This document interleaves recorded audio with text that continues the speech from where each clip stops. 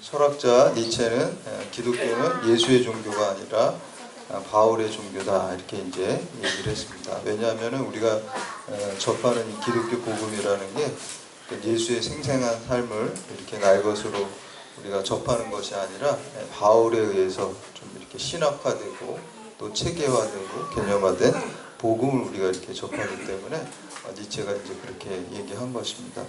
특별히 이제 니체 같은 경우는 그 자기 이전에 그 선대 철학자들 뭐 플라톤에서부터 헤겔에 이르기까지 모든 철학에 대해서 이제 그게 다 삶을 죽이는 개념화되고 박제화된 것이다. 그래서 그거를 반대해서 이제 뭐 자기가 뭐 망치를 든 철학자라 그래요. 그래서 망치로 그런 개념적인 사고를 다 깨트리고 또 본인은 다이나마이트다 그래요. 다이나마이트로 폭발시키고 삶의 생동성 있는 삶을 이렇게 그대로 이렇게 구현한다 그래서 이제 삶의 철학자, 생애 철학자 이렇게 이제 보통 얘기를 하거든요. 근데 이제 바울이 그 니체가 볼 때는 예수님의 그 복음서에 보면은 눈과 피와 땀이 있는 그러한 생동적인 삶을 갖다가 어떤 그 그리스 철학으로 갖다가 개념화시키고 신학화시키고 해가지고 예수의 어떤 생동적인 삶을 오히려 죽였다라고 이렇게 이제 좀 부정적으로 얘기를 하는 겁니다. 그래서 지금 우리가 접하는 그 기독교는 예수님의 이런 생생한 생동적인 삶을 접하는 게 아니라 바울에 의해서 이렇게 개념화되고 포장되고 신학으로 이렇게 죽어있는 그러한 복음을 접한다라고 해서 바울의 종교다. 또 다른 말로 이렇게 우리가 생각해 보면 그만큼 바울의 영향력이 큰 거예요. 바울을 통해서 우리가 이제 예수님의 삶을, 예수님의 구원자 되심을, 하나님 되심을 우리가 이렇게 알게 되는 것이죠. 그래서 저는 그렇게 생각을 해요. 만약에 우리가 예수님의 그 12제자처럼 예수님과 같이 이렇게 동고동락하면은 어떤 개념화 시킬 필요가 없어요. 왜냐하면 진리 자체이신 주님을 내가 눈앞에서 보고 같이 잠자고 또 같이 먹고 마시고 또 예수님을 통해서 직접 말씀을 들으니까 또 예수님이 병자를 고치시고 기적을 이루시는 것을 옆에서 보니까 개념화할 필요가 없어요. 직접 알면 돼요. 그러나 우리는 예수님의 그 삶과 시간적인 공간적인 갭이 있습니다. 2000년적인 시간적인 갭이 있고요. 이스라엘과 한국이라는 이 공간적인 갭이 있기 때문에 부득이하게 어떤 개념화, 또한 신학화 작업이 있어야지 그게 오늘날 우리에게 전달될 수 있어요. 직접적으로 우리는 예수님을 이렇게 제자들처럼 예수님의 12제자들처럼 만날 수가 없기 때문입니다. 제가 이제 우리 집에서 옛날에 그 밥을 할 때 지금은 뭐 쿠쿠 밥솥에다가 밥을 하는데 옛날에는 그냥 솥에다가 이렇게 밥을 했어요. 근데 이제 좋은 점이 있어요. 왜 솥에다 했냐면은 누룽지가 항상 나와가지고 누룽지가 맛있어서 그걸 먹기 위해서 좀 귀찮아도 솥에다가 했어요. 제가 했습니다. 그 밥을. 우리 집사람이 옛날에 그때 팔이 좀 부러져가지고 제가 이제 처음엔 한 번도 안 해봤는데 하다 보니까 그것도 실력이 늘더라고요. 자꾸 하면은 보니까 실력도 늘고 또 느니까 또 재밌기도 해요. 이렇게 그래서 이제 밥을 그때 이렇게 하고 그랬는데 두 가지예요. 밥은. 그러니까 바로 한 밥은 그냥 따뜻한 대로 먹으면 되고요. 근데 이걸 다 먹을 수가 없잖아요. 내일도 먹어야 되고 또 모레도 먹어야 되면요. 그거를 이렇게 유리 용기에다가 해가지고 바로 그냥 그 냉동시킵니다.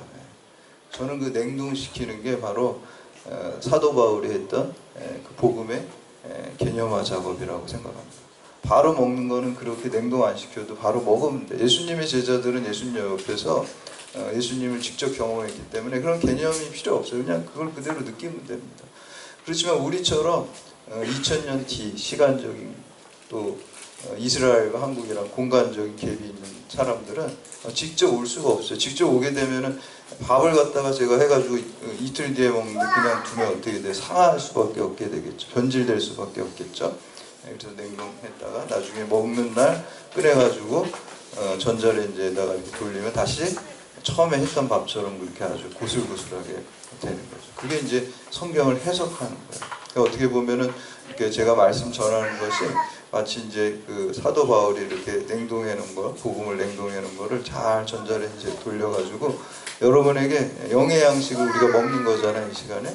그러니까 제가 이제 해동시켜가지고 여러분 이렇게 드리는 거예요. 그래서 여러분들이 이렇게 또 영의 양식을 먹는 거예요. 그렇기 때문에 그 신학과 개념화적이 나쁜 게 아니라 그 신학과 개념화 작업을 해가지고 다시 해동을 잘하면, 그 말씀을 잘 읽고 묵상하면 그 말씀이 2000년 전에 내가 예수님을 만난 것처럼 생생하게 내 안에서 그 말씀이 살아있고 역사하게 될 줄로 믿습니다. 아멘. 그래서 제가 보니까 조상현 목사님이라는 분이 있어요. 이분이 이제 2017년도에 쓴 그 규장에서 나온 책 중에 도전 로마서 천독이라는 책이 있어요.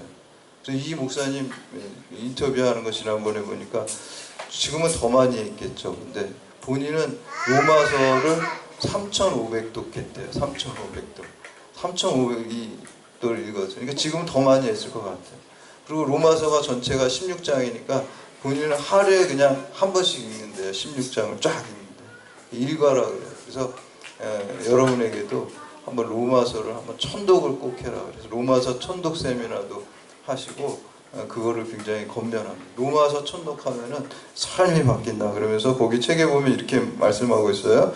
성경의 보석 로마서를 천독하면 성경을 보는 새로운 눈이 열린다. 로마서를 천독하는 사람이 되라. 이렇게 이제 얘기를 하고 있어요. 한번 우리 교우들도 한번 천독에 도전해서 로마서를 천독했으면 좋겠어요. 천독하면은, 왜냐하면 로마서가 우리 성경이 66권이지만 특히 기독교 신학의 정수가 로마서에 잘 집약되어 있다. 이거는 뭐 어느 목회자나 신학자들도 다 그렇게 얘기를 합니다. 그래서 성경 66권 중에서도 가장 그 핵심적인, 기독교 신앙의 핵심적인 거를 잘 간결하게 담고 있는 것이 바로 이 로마서입니다. 로마서를 통해서 많은 사람들이 변화됐어요. 기독교 역사상. 로마서의 사람들이라 그래요. 첫 번째는 교회의 아버지, 교부인 어거스틴이 로마서에 의해서 변화됐어요. 그 어거스틴이 젊었을 때 방황을 많이 했잖아요.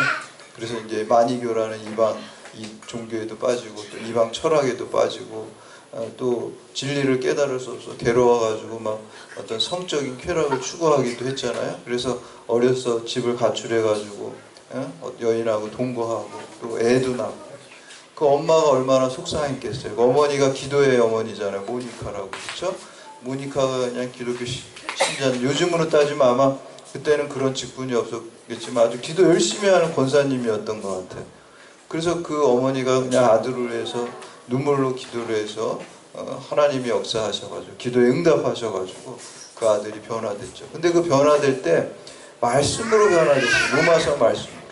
그래서 이 어거스틴이 이렇게 아주 그 기독교를 온전히 받아들이지 못하고 방황 가운데 괴로운 가운데 있을 때 하루는 밖에서 그 어린애들이 놀면서 노래를 하면서 노는 거예요. 우리 어린애들도 이렇게 노래하면서 놀잖아요. 저 어렸을 때 보니까 초등학교 다닐 때 그 여학생들이 이렇게 고무줄 놀이 하잖아요. 그때 막 고무줄 하면서 놀이해요.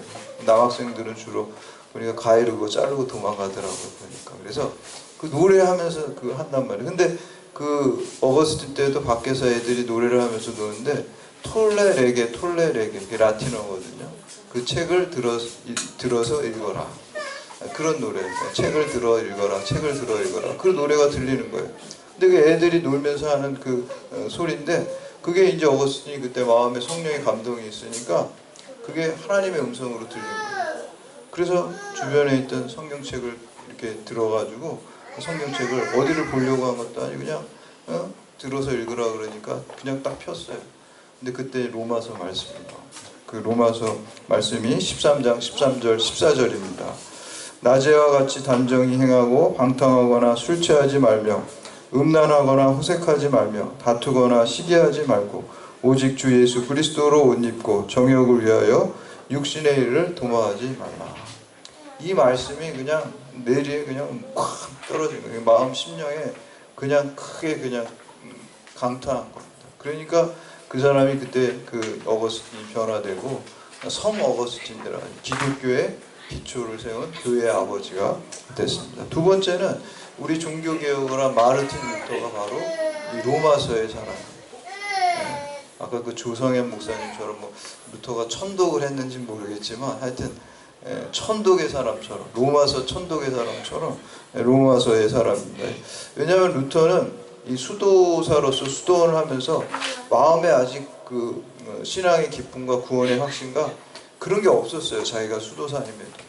그래서 고행을 통해서 그 어떤 신앙의 확신과 기쁨을 얻으려고 했어요. 그래서 이제 루터의 탑 체험이라 그래가지고 그 기도원에 이렇게 높은 이렇게 탑이 있어요. 계단이 있어요. 그 계단을 그냥 이렇게 올라가도 힘든데 그냥 올라간 게 아니라 무릎으로 올라갔어요. 그러니까 무릎이 다 까지고 피가 나겠죠. 그러니까 그런 고행을 통해서 내가 주를 알기 원합니다. 그래서 자기 몸을 약간 어떻게 보면 좀 학대를 통해서 그런 업적, 내 어떤 마음의 성의를 몸으로 이렇게 보여줌으로써 구원의 확신과 기쁨을 얻으려고 했어요. 그런데 그렇게 해가지고 얻어지지가 않았어요. 근데 어떤 날 하나님께서 음성을 들려주시는데 그게 의인은 오직 믿음으로 말미암아 살리라. 로마서 1장 17절 말씀. 그 로마서 말씀을 들려주신 거예요. 그러니까 그 말씀 한마디에 이 루터가 변화돼서 종교개혁을 일으키고 오직 믿음으로 이신 칭의의 믿음, 이신 득의의 믿음, 믿음으로 말미암아 사는 것이 그리고 은혜로 말미암아 사는 것이지 내가 뭘 업적을 해가지고 공로를 세워가지고 내가 구원받는 게 아니구나. 그 진리를 로마서 1장 17절 말씀을 통해서 변화된 거예요. 여러분 또 종교개혁자 그 칼빈 우리 한국교회에서는 장로교가 교세가 제일 많잖아요. 그렇죠? 근데 이 칼빈의 영향력이 엄청나잖아요. 근데 그 칼빈도 기독교 강요라는 책을 쓰면서 거기에 로마서를 573번, 600여 번이나 로마서를 인용하고 있어요. 감리교를 설립한 존 웨슬리도 로마서의 사람입니다. 목사님 아들이고 또 영국의 옥스퍼드 대학교 나온 엘리트 교수도 하고 또 신앙도 있어가지고 미국의 조지아로 선교사로 가고 막 그랬어요.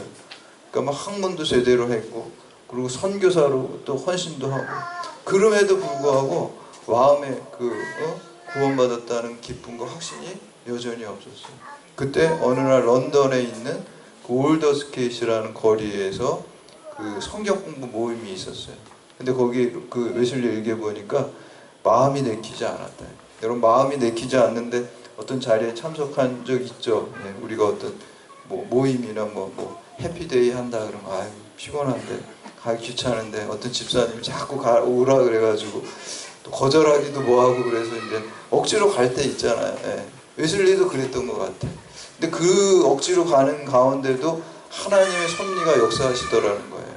그래서 그냥 가기 싫었는데 누가 오라 그런 것 같아요. 그래서 자꾸 오라 그러니까 아마 서민정 집사님 같은 분이 자꾸 오라 그런 것 같아요. 그래가지고 그냥 거절 못하고 가다가 거기서 루터의 로마서 서문을 갖다가 읽는데 그때 마음이 마음이 딱 뜨거워지는 성령의 역사죠. 마음이 뜨거워지는 경험을 해가지고 완전히 변화되고 구원의 확신을 가지고 감리교라는 그 교단을 만들어서 이렇게 지금까지 오는 것을 볼 수가 있습니다. 이분들이 다 이렇게 그 로마서에 살아요. 20세기의 가장 유명한 신학자 중에 한 사람이 칼바르트라는 그 신학자, 스위스의 신학자인데 이 신학자가 자유주의 신학을 배웠어요. 자기 선생님들이 다 자유주의 신학자, 인간의 이성을 중시하고. 근데 1, 2차 세계대전을 경험하면서 인간이 아무리 이성을 앞서봤자 결국 야만적인 전쟁, 서로 그냥 비이성적으로 죽이는 그런 거잖아요. 그러니까 이 회의를 느낀 게 인간은 정말 안 되는구나. 인간의 이성을 가지고는 안 되는구나. 그게 전부가 아니구나. 하나님의 은혜로 우리가 제대로 살 수 있겠구나. 이걸 깨닫고 로마서를 본 거예요. 로마서는 인간이 안 된다는 얘기거든요. 하나님의 은혜로만 된다는 게 핵심이거든요. 이 기독교의 핵심이기도 하잖아요. 로마서가 그걸 강조해요. 그래서 그거를 깨달은 다음에 이 바르트가 처음으로 쓴 책이 로마서 강해라는 책. 근데 그게 신학 역사상의 어마어마한 책이에요. 어떤 분은 그러더라고요. 자유주의 신학자. 그때 당시에는 다 유럽의 자유주의 신학, 인간의 이성과 인본주의 신학이 아주 유행했었는데 그 자유주의 신학이 팽배한 그 놀이터에다가 폭탄을 떨어뜨린 게 로마서 강해라는 그냥 빵 터졌고 그 말씀의 신학으로 하나의 새로운 신학의 새로운 그 줄기를 만들었다. 그게 로마서 강의라는 거예요. 그만큼 이제 로마서가 중요합니다. 특히 이제 사도 바울은 우리가 신약 성경 27권 중에 13권을 썼어요. 가장 많이 썼어요.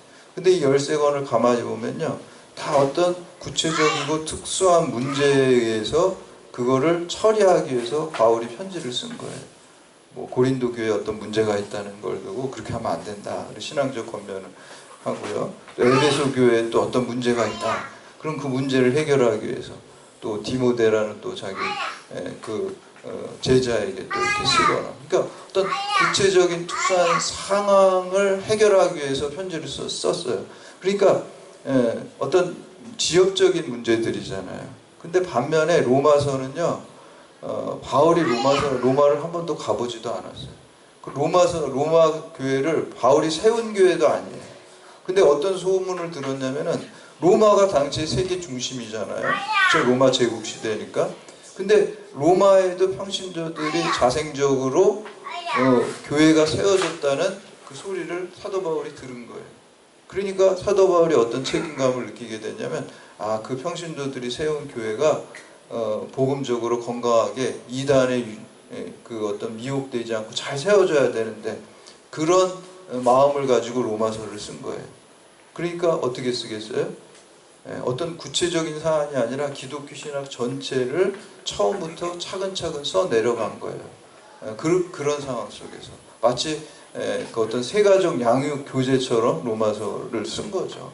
그러니까 우리가 로마서가 기독교 신앙의 어떤 그 총체를 집대성했다라고 하는 그 이유가 구체적인 사안으로 쓴 것이 아니라 기독교 전체적인 것들을 잘 알리고 소개하는 책으로서 썼다라는 거예요. 그래서 로마서를 이렇게 보면요, 그 1장부터 11장까지 전반부인데 어떻게 믿을 것인가, 믿음으로 구원받는다는 칭의에 대한 것들을 얘기하고 있습니다. 그리고 12장부터 16장까지는 우리가 믿음으로 구원받았는데 그럼 어떻게 살 것인가, 성화에 대한 것을 얘기를 하고 있어요. 그래서 흔히들 우리가 바울은 믿음을 강조했다, 뭐 믿음을 강조한 거 맞습니다. 그게 구원의 본질이니까요. 믿음으로 하나님의 은혜로 구원받지만 기독교 윤리와 행함을 또 강조하는 것을 볼 수가 있어요. 성화의 삶, 그게 건강한 삶. 로마서 자체도 우리가 믿음을 강조한 책이라 그러지만 후반부에는 믿음으로 구원받은 사람들이 어떻게 살아야 되는지 기독교 윤리에 대해서 말씀하는 것을 볼 수가 있습니다. 그래서 우리가 오늘 그 설교의 제목이 나는 누구인가라는 거예요. 오늘 사도 바울이 1장 1절에서 사도 바울의 자기의식을 말씀하고 있어요. 우리 인문학에서도 인문학의 가장 중요한 질문이 나는 누구인가, 어떻게 살 것인가, 어떻게 죽을 것인가, 이 세 가지 물음이라고 합니다. 이 물음에 잘 대답하는 것이 그게 인문학이고, 또 그러한 삶을 추구하는 게 인문학적 삶이라고 그러는데, 그 중에서 제일 중요한 게 나는 누구인가예요. 그게 제일 첫 번째로 중요해요. 내가 누구인지 자기의식과 자의식을 갖게 되면은 당연히 거기에 딸려 나오는 어떻게 살 것인지, 어떻게 죽을 것인지가 연결돼서 나오게 되는 것입니다. 특별히 오늘 우리가 함께 읽은 로마서 1장 1절 말씀은 사도 바울이 나는 누구인가, 여기에 대해서 스스로의 자기의식을, 자의식을 고백하는 것을 볼 수가 있습니다. 그래서 오늘 1절 말씀 통해서 바울이 고백한 것 같은 고백이, 우리가 그리스도인으로서의 정체성, 내가 누구인지 자기의식을 가지고, 자의식을 가지고 살아감으로써 사도 바울과 같이 여러분들이 하나님께 쓰임받고 복받는 여러분들 다 되시기를 주님의 이름으로 축복합니다. 첫 번째는 예수 그리스도의 종입니다. 바울은 자기가 예수 그리스도라는 종이라는 의식을 가졌어요. 그러니까 오늘 우리도 내 인생의 주인이 내가 아니라 내 인생의 주인은 주인님이시고 내가 주님의 종이라는 의식을 가지고 살아야 될 줄로 믿습니다. 나는 누구인가? 나는 예수님의 종입니다. 이 의식이 있어야 돼. 1절 말씀 우리가 보시면은 예수 그리스도의 종 바울은 첫 번째 그냥 나오는 게 자기는 예수 그리스도의 종이라는 거예요. 그리고 이 종이라는 단어는요, 헬라어 원어에 보면은 둘로스예요. 둘로스. 노예라는 뜻이죠. 노예. 그러니까 예수님의 노예. 그게 이제 참된 자예요. 여러분, 세상에서는 다 자유를 얘기를 해요. 불교에서도 참된 자, 진아라 그래요. 진아를 나로서 세상의 철학과 세상의 심리학과 자기의 자유롭게 살고 네가 주인 되는 삶을 살아 이렇게 다 얘기를 해요. 그렇죠? 세상은 너 노예가 돼서 살아 이렇게 하는 어떤 학문이나 종교는 없어요. 근데 기독교에서는 너는 노예가 돼서 살아. 그 노예가 돼 사는 게 그게 가장 큰 복이야. 이렇게 얘기하는 데는 기독교밖에 없어요.